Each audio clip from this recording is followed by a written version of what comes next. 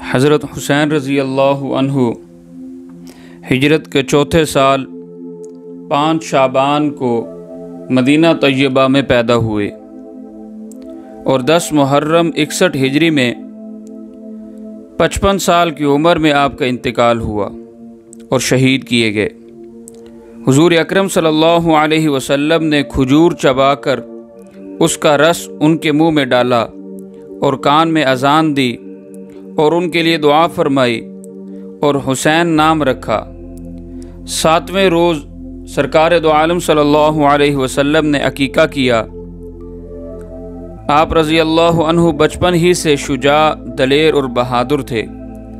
رسول کریم صلی اللہ علیہ وسلم نے آپ کے بارے میں فرمایا، حسین مجھ سے ہے اور میں حسین سے۔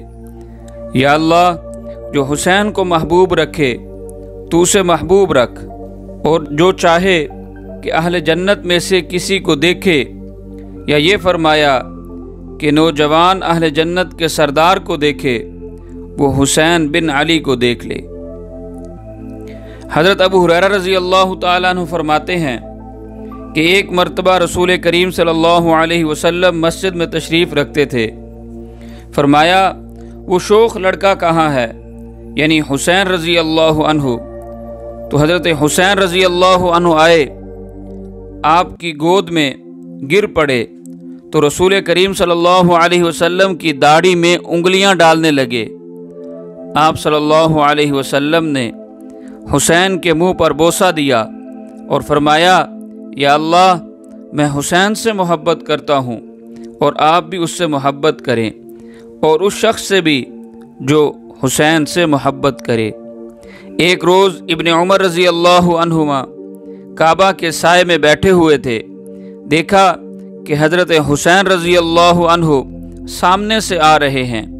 ان کو دیکھ کر فرمایا کہ یہ شخص اس زمانہ میں اہل آسمان کے نزدیک سارے اہل زمین سے زیادہ محبوب ہے۔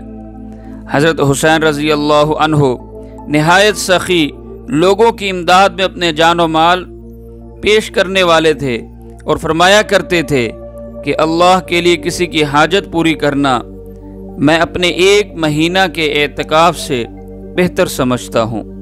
یہ تعلیمات حسینی ہیں، حضرت حسین رضی اللہ عنہ کے فضائل ہیں اور مناقب ہیں، جو ہمارے لیے زندگی گزارنے کا بہترین مشعل راہ ہیں۔